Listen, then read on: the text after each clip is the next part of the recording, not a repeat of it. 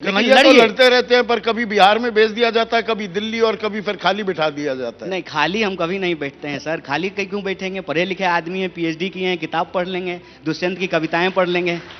खाली क्यों बैठेंगे सर? राजनीति हमारे लिए जो है एक उद्देश्य से हैं, हम यहाँ पे एक कारण से हैं। राजनीति हमारे लिए महज कैरियर नहीं है। और खाली क्यों बैठेंगे? जनता का काम करने के लिए, लोगों का काम करने के लिए किसी असाइनमेंट का जरूरत थोड़ी होता है, किसी पोस्ट का जरूरत थोड़ी होता है, चुनाव जीतने का जरूरत थोड़ी होता है। एक बात बताइए, पूर्वांचली इतना बड़ा मुद्दा बना, 30% से ज्यादा पूर्वांचली लोग हैं, आप खुद पूर्वांचली, उसका अपमान सम्मान की बात हो रही है, चेहरा कन्हैया को बना देते बेहतर नहीं होता कांग्रेस के लिए? नहीं सर, ये कोई बात नहीं है। देखिए, पूर्वांचली दिल्ली के एक महत्वपूर्ण भाग हैं। पूर्वांचलियों के साथ अन्याय होता है, वो अन्याय रुकना चाहिए, उनको भी जो बराबर का सम्मान मिलना चाहिए, ठीक बात है।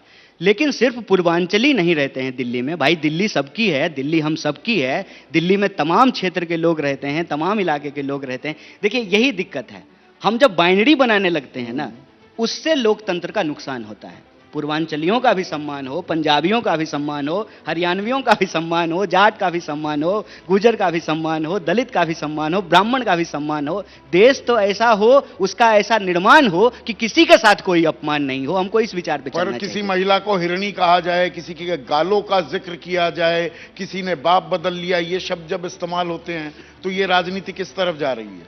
देखिए, राजनीति में ना आजकल गिरने का कंपटीशन है, और जो जितना गिरा हुआ है वो उतने ज्यादा ऊंचे पद पर बैठा हुआ है। ये दुर्भाग्य तो है। काम को इनाम ना मिले, गाली को इनाम जरूर मिल रहा है। हाँ, मैंने आजकल इसी बात पे लोगों का चयन किया जा सकता है कि कौन कितना बदतमीज है।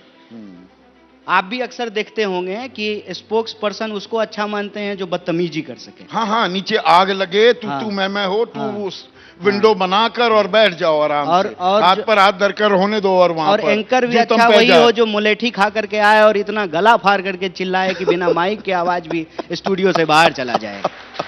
तो ये पैमाना तो है बना हुआ, ये तो हकीकत है। सवाल यह है कि इससे देश को आगे कैसे बढ़ाया जाए। पर इस आक्रामक अंदाज ने के जरिए आपने भी बहुत अपने समर्थक बटोरे हैं, बहुत तालियां बटोरी हैं, जिसको अभी आप गरिया रहे हैं। नहीं नहीं नहीं, देखिए, आक्रामकता अगर बिना विचार के है, विचारहीन है, तो वो आक्रामकता नहीं है, उसको उदंडता कह लीजिए आप।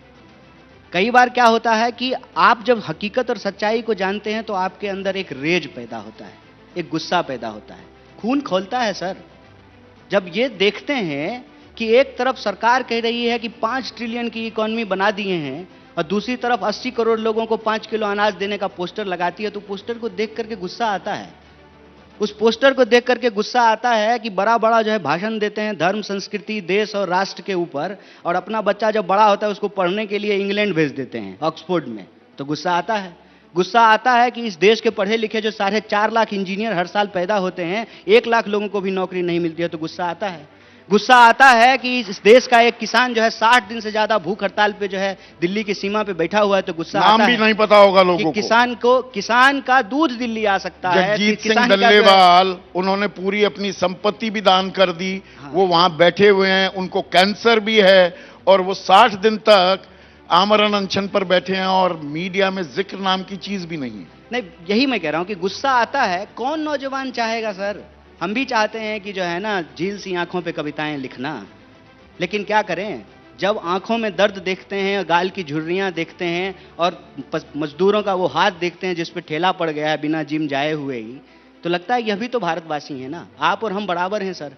आप एंकर हैं, हम स्पीकर हैं, लेकिन हमारा और आपका वोट बराबर है। हम दोनों मंच पे बैठे हुए तो ज़्यादा काबिल नहीं है। हमारा वोट भी एक ही है, और ये सामने जो बैठे लोग हैं इनका वोट भी एक ही है। देश का निर्माण तो इस तरीके से किया गया था ना, संविधान की व्यवस्था तो इस तरीके से कायम की। तो इन बातों पर गुस्सा आता है, पर जब आस्था का भी अपमान किया जाता है, आस्था बड़ी निजी होती है, पर यह कह देना कि भाई संगम में डुबकी लगाने से गरीबी दूर नहीं होगी, आस्था पर भी प्रहार कर बैठते हैं। आस्था पे उन्होंने प्रहार नहीं किया। मल्लिकार्जुन खड़गे की बात कर रहा हूं, अध्यक्ष जी को रेफर कर रहे हैं, उन्होंने आस्था पे प्रहार नहीं किया। आप पूरे स्टेटमेंट को सुनिए। उन्होंने कहा कि हम किसी के भी आस्था पर कोई प्रहार नहीं कर रहे हैं, हम सबके आस्था का सम्मान कर रहे हैं। लेकिन तर्कपूर्ण होना इस देश में गुनाह कैसे हो गया सर? नहीं नहीं, तर्क तो अपनी जगह बिल्कुल ठीक है, पर कोई ईद का मौका हो, कोई मुस्लिम त्योहार हो, और वहां नमाज अदा की जा रही हो, आपको नमाज अदा करने से गरीबी दूर नहीं होगी, क्या उसे आप ठीक मानेंगे? देखिए, हम ये कह रहे हैं कि धर्म इंसान का व्यक्तिगत मसला है, धर्म इंसान का जो है व्यक्तिगत आस्था है, धर्म का आचरण करना उसकी स्वतंत्रता है, ठीक है। लेकिन जब आस्था विचार से आस्था प्रचार का रूप ले ले, जब धर्म जो है व्यक्तिगत आचार व्यवहार से राजनीतिक व्यापार का रूप ले ले, तो राजनीतिक व्यक्ति होने के चलते एक तर्कपूर्ण बात तो रखना पड़ेगा ना सर। अब ये कह करके जो है, ये कमजोर कड़ी है क्या, कमजोर नस है कांग्रेस की? ये धर्म और आस्था की चर्चा जहां आती है वो कांग्रेस खुलकर अपनी बात क्या है क्लैरिटी से कहती हुई दिखाई नहीं देती। नहीं, अब कितना क्लैरिटी चाहिए इस वक्त में, जहां पर एक व्यक्ति को उसके धर्म और आस्था के आधार पर उसके राजनीतिक निर्णय को संकुचित करने का, मोड़ने का, कब्जा करने का दौर हो, वहां भी अगर कोई सच बोलने की हिम्मत कर रहा है। और हमने कहा है कि अगर आप वोट दीजिएगा धर्म के नाम पर तो आप स्कूल की इच्छा बंद कर दीजिए, अगर आप वोट दीजिएगा जात के नाम पर तो आप अस्पताल की इच्छा बंद कर दीजिए। वोट देंगे धर्म के नाम पर तो नौकरी कैसे मिलेगी सर? और हमने वोट कहा धर्म के नाम पर जो आप मांगते हैं, जो पर्चे बांटे जा रहे हैं मुस्लिम बहुल इलाकों में, और उसमें कहा जा रहा है आम आदमी पार्टी पर भरोसा मत करो, ये चुपचाप बैठ गए थे शाहीन बाग को लेकर, सीए को लेकर कुछ नहीं बोले अरविंद केजरीवाल, ये सॉफ्टली, इसमें धर्म के नाम पे नहीं, ये तो मुसलमानों को आप वो कर रहे हैं ना अपनी तरफ आकर। नहीं, एक बात बताइए कि छोड़िए साथ अरविंद केजरीवाल का भरोसे लायक नहीं, ये धर्म की तो राजनीति कर रहे हैं। धर्म की राजनीति नहीं है, हम तो आपके सामने कह रहे हैं खुले तौर पर, धर्म के नाम पर किसी भी व्यक्ति को वोट देना है तो हमको वोट नहीं दीजिए। अगर आपको स्कूल के लिए वोट देना है, अस्पताल के लिए वोट देना है, सड़क के लिए वोट देना है, नौकरी के लिए वोट देना है, महिलाओं के सम्मान के लिए वोट देना है, हमारे कांग्रेस के कूपन में कहीं भी धर्म का जिक्र है क्या? हम कह रहे हैं कि 500 का सिलेंडर मिलेगा सबको, कहां हम वहां धर्म लेकर के आए? हम कह रहे हैं कि 2500 रुपया मिलेगा सारी महिलाओं को, कहां धर्म लेकर के आए? हम कह रहे हैं कि युवाओं को 8,500 का नौकरी देंगे अप्रेंटिस योजना के तहत, कहां धर्म लेकर के आए?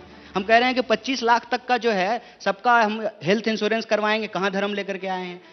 हम कहते हैं कि धर्म हमारा व्यक्तिगत विषय है और यह एक धार्मिक देश है, सबको इस देश में अपने धर्म को मानने की, उसके अनुसार आचरण करने की आजादी है, और ये आजादी हमको हमारा संविधान देता है। अगर संविधान बचेगा तभी हमारा धार्मिक अधिकार करते हैं। राहुल गांधी दिल्ली में वो सीलमपुर ही क्यों चुनते हैं जो मुस्लिम बहुल इलाका है, जहां 60% के करीब मुस्लिम आबादी है? अच्छा, अगर यही बात कहिए कि अगर हम कह दें कि जो है पहली रैली जो है नांगलोई जाट में हुई तो वो जो है हिंदू बहुल इलाका ही क्यों चुनते हैं? ये तो देखिए सर, आप खूबसूरत लग रहे हैं ना, तो सिर्फ आपकी खूबसूरती नहीं है, मेरी आंखों की भी खूबसूरती है कि हम आपको खूबसूरत रूप से देख पा रहे हैं। तो आप देखिए कि सर आपका चश्मा ठीक से देख पा रहा है ना, क्योंकि यह बात तो पलट करके बोली जा सकती है ना कि आप हिंदू बहुल इलाके में ही क्यों कर रहे हैं, क्यों हम हिंदू मुसलमान कर रहे हैं?